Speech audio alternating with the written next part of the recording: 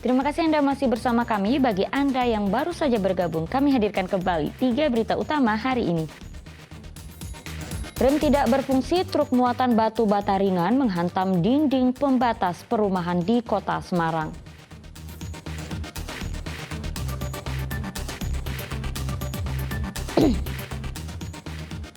Buntut keributan di Stadion Manahan Solo, Wali Kota Solo ancam penerapan sanksi bagi supporter yang berbuat onar.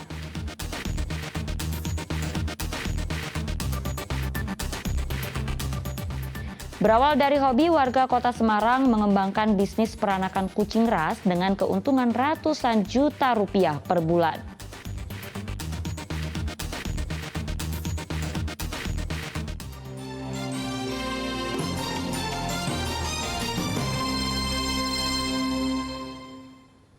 Buntut kerusuhan sesama supporter Persis di dalam Stadion Manahan Solo, Wali Kota Gibran Rakabuming mendesak Persis untuk memasuki para pelaku dalam daftar hitam.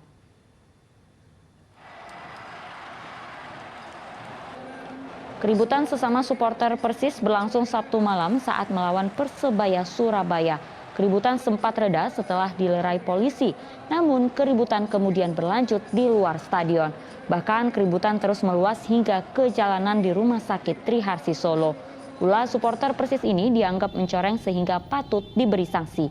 Wali Kota Gibran Rakabuming meminta pihak Persis untuk memasukkan nama supporter pembuat onar dalam daftar hitam agar tidak lagi boleh masuk ke dalam stadion.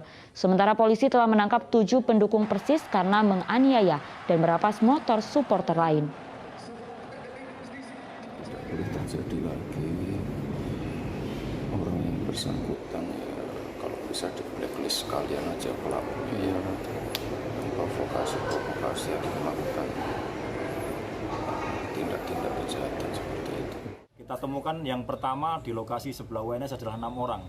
6 orang saat itu kemudian kita periksa di tempat, didapati ada padanya, ada yang membawa senjata tajam, ada yang membawa minuman keras, dan dari hasil keterangannya mengembang ke yang lainnya. Kemudian mengarah ke salah satu wilayah hukum, Karanganyar, kita mengambil di sana, kita mendapati juga ada motor, salah satu motor. Berita lainnya, seorang pria di Pati mengemis untuk bersenang-senang di tempat hiburan malam.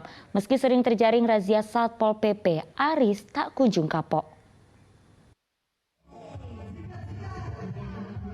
Mengutip lirik lagu karya Didi Kempot, Zamane Zaman Edan, seorang pria di Pati mengemis demi memeluk biduan. Ya, inilah Aris, pengemis yang dirazia di rambu lalu lintas Puri pada Selasa lalu. Perbuatan Arif terungkap setelah videonya viral karena kontradiktif antara Aris mengemis dan tengah memeluk biduan.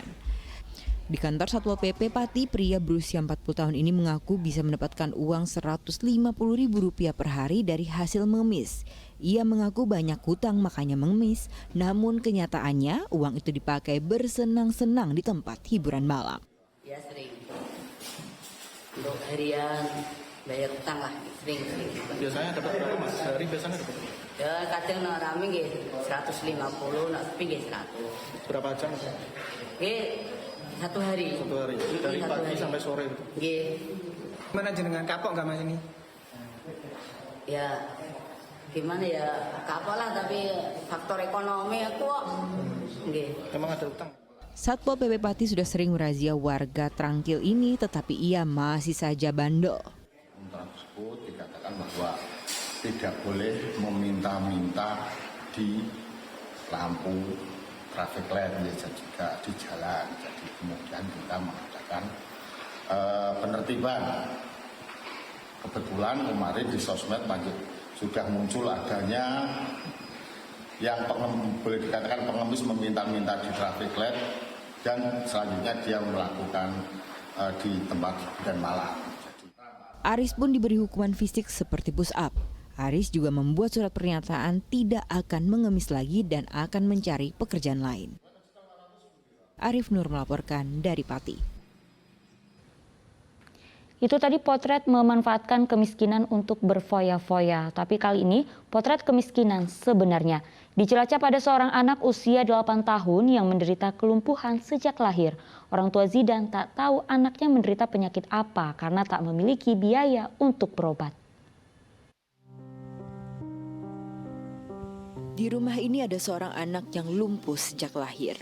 Jajang Zidan hanya bisa tergolek lemas beralaskan tempat tidur tipis di rumahnya di Desa Data, Daya Luhur, Cilacap.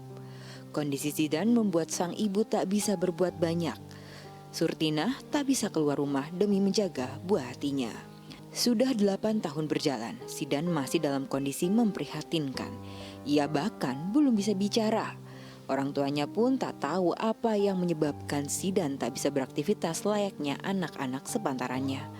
Ayah Zidan hanyalah seorang kuli pengangkut kayu dengan penghasilan minim. Keterbatasan ekonomi inilah yang membuat pengobatan Zidan tak maksimal. Jadi nggak bisa dititip-titipin sama orang, jadi penjagaannya harus khusus.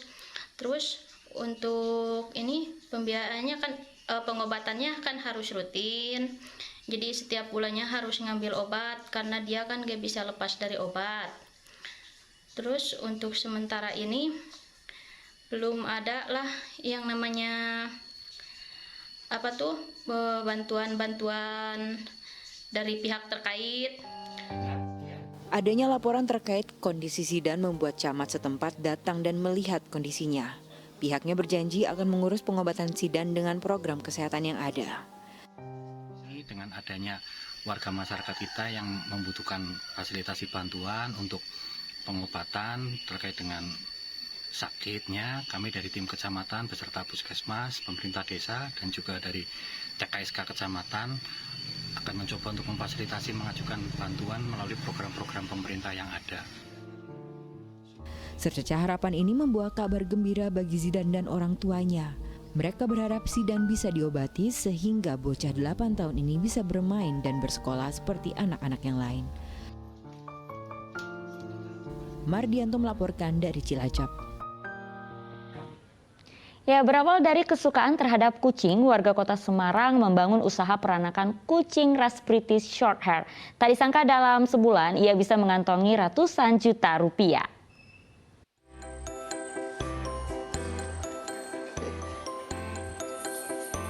Wah, menggemaskan sekali ya kucing-kucing ini. Nampak sehat dan gembul. Ini adalah kucing jenis British Shorthair yang dikembangbiakan Vivi Kartikasari. Semuanya berawal dari kecintaan Vivi terhadap kucing. Awalnya warga kota Semarang ini hanya memiliki 2 ekor kucing. Namun ia melihat ada peluang besar dalam bisnis peranakan kucing. Akhirnya Vivi memutuskan untuk berhenti sebagai karyawan dan fokus mengembangkan usaha peranakan kucing ras. Berawal dari saya seorang karyawan di suatu perusahaan yang akhirnya saya memilih untuk resign setelah 3 tahun berjalan karena saya memiliki hobi bermain dengan kucing ya, dan saya sangat menyukai kucing, dan akhirnya alhamdulillah banget nih peranakannya bisa saya lepas adopsi. Awalnya saya hanya mengadopsi 1 jantan dan 2 betina. Nah, setelah waktu berjalan alhamdulillah saya bisa melepas anak-anakannya. Akhirnya saya mengimpor lagi kucing dari negara Cina, Jerman, Rusia dengan keturunan darah dari Australia juga Amerika. Nah, setelah itu sekarang kucing di rumah ini berjumlah sekitar 30 bersama kitten-kitten. Kucing yang diternak Vivi tak main-main. Selain kualitas rasnya terjamin, kesehatan kucing juga terjaga. Setiap hari kucing dicek kesehatannya, lalu dibersihkan dan diberikan asupan yang cukup. Terakhir diajak bermain. Bahkan kucing-kucing ini diikuti lomba di berbagai kota. Lihat saja, banyak sekali penghargaan yang didapat. Selain itu, Vivi juga menjamin kucingnya telah divaksin lengkap dan bersertifikat. Saat ini Vivi memiliki 30 ekor kucing. Ia menjual seluruh kucingnya via media sosial dengan membuat konten-konten menarik dan lucu. Bahkan pembelinya sampai ke Aceh hingga Gorontalo. Tidak sedikit yang membeli kucing di tempat Vivi karena kualitas dan harganya sesuai. Harga itu lebih karena kualitasnya Mbak Vivi lebih, karena kualitasnya kan Mbak Vivi bagus, harganya juga jauh dibandingkan yang lain sih. Untuk kualitas kayak champion-championnya, turunan championnya gitu, mereka lebih ya di bawah orang-orang yang ada gitu jual gitu. Harga kucing ras British Shorthair tidak main-main. Untuk kucing yang masih anak-anak atau kitten, harganya dimulai dari Rp25 juta hingga Rp35 juta. Sementara untuk kucing dewasa di atas Rp50 juta. Dalam sebulan, Vivi mampu menjual 10 ekor kucing. Ali Muftagirin melaporkan dari Kota Semarang. Informasi tadi mengakhiri jumpa kita hari ini. Atas nama rekan yang bertugas, saya Auriga Agustina mengucapkan terima kasih atas kebersamaan Anda. Selamat beraktivitas dan sampai jumpa.